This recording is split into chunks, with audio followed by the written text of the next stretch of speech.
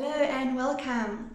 Okay, so first and foremost, I just want to put it out there that this is not about judging yourself, being highly critical of yourself, judging others, being critical of them. We all have different strategies in which we just try to survive this life, which at times can be pretty brutal. And no way is right or wrong, it just is. Today we are going to chat a little bit about the anger response.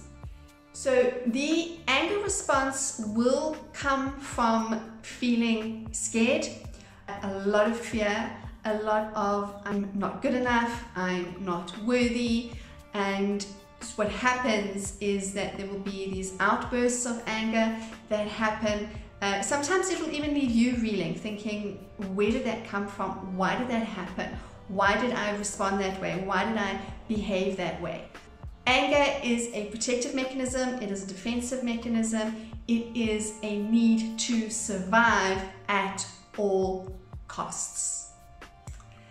Anger in men, again this is generalization, is normally external, and in women it is normally internal and it is suppressed. And what happens with that suppressed anger is that it will out. So it comes out in passive aggressiveness. So what we tend to do is we will get snarky and we will say unkind things and we will drop little comments because we've always been told that it's not appropriate, it's not right, women don't get angry, it's not the ladylike response, it's not the correct response, you're a woman, you have to be gentle. And again, this is a generalization, this doesn't go for everybody. This is just me just trying to simplify it for you as much as possible. The problem is that what we do when we suppress our anger is it has to find its way out. And so it does. It finds its way out in backbiting, gossiping, mean-spiritedness, saying the unkind thing really quickly as somebody walks past, because we haven't learned the skills to have our own back properly and effectively.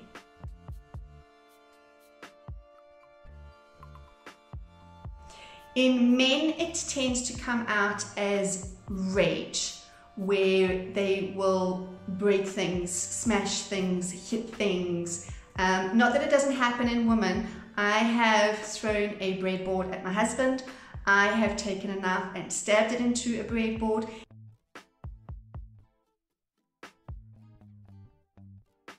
In my moments of anger. So it's not that we are immune to it, it's just that it is more common in men.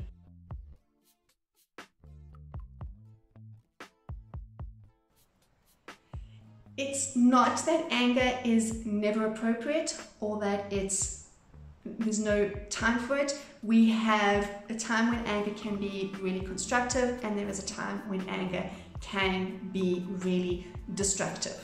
So when it is destructive, it is when it is hurting somebody, when it is mean, it is unkind, it is cruel, it is out to hurt and get back at somebody else at no cost. That saying, hurt people, that's what your anger is doing. Your anger is trying to hurt other people because you're hurting.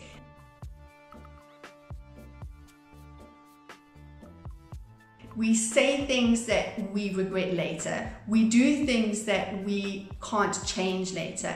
And a lot of damage is caused in relationships when there is anger. It is this feeling of being so out of control in your own life that there is this need to control as much as we can and as many people as we can in our immediate surroundings with anger. Anger in this extreme looks very much like a dictatorship. Your choices are taken away. There is no opportunity for you to say no, to oppose this. It will be done this way. It will be done in this moment. It will be done in whatever that may be. So the extreme angry person becomes very volatile, very dictatorial, and in some cases very narcissistic. I will do a video on a later stage talking about narcissism in more detail. It is a term I feel that is a little bit overused and a little bit misunderstood. What we tend to do is we tend to maybe have a bad run-in with a person, and it has become very cliched to say, oh, they are a narcissist, when that's not necessarily true.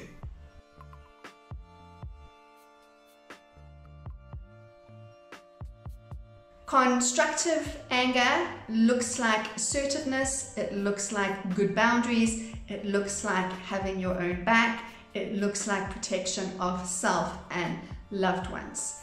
It can be used to fuel good discussions, to have yourself heard, to allow yourself to feel that maybe you have been heard.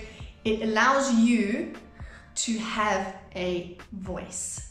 So constructive anger does have its place. It gives you that authority over yourself, over your boundaries, over your space to say what you feel needs to be said and to be heard.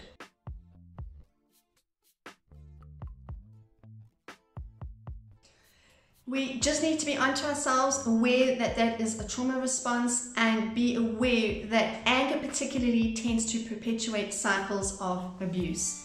So if you have been in a situation where you were abused mentally, emotionally, physically, even sexually, those abuse patterns tend to be repeated from that place of it has been learned behavior, and it is what you understand, it what was normal for you, and that anger tends to fuel and perpetuate that cycle, that chaos that abuse creates. So it's just about being onto yourself, being aware of the contention that it causes, be aware of the misery that it causes, be aware of the destruction that it causes. Again, it is not about judging yourself, and it is not about judging other people. It's about just being aware so that you can make the necessary changes. I will be doing many videos on tools that can help, on skills, on lessons, thoughts, beliefs, ideas that I have learned from so many wonderful, amazing teachers that have helped me and have helped others. Next up, we're going to chat about the flight response.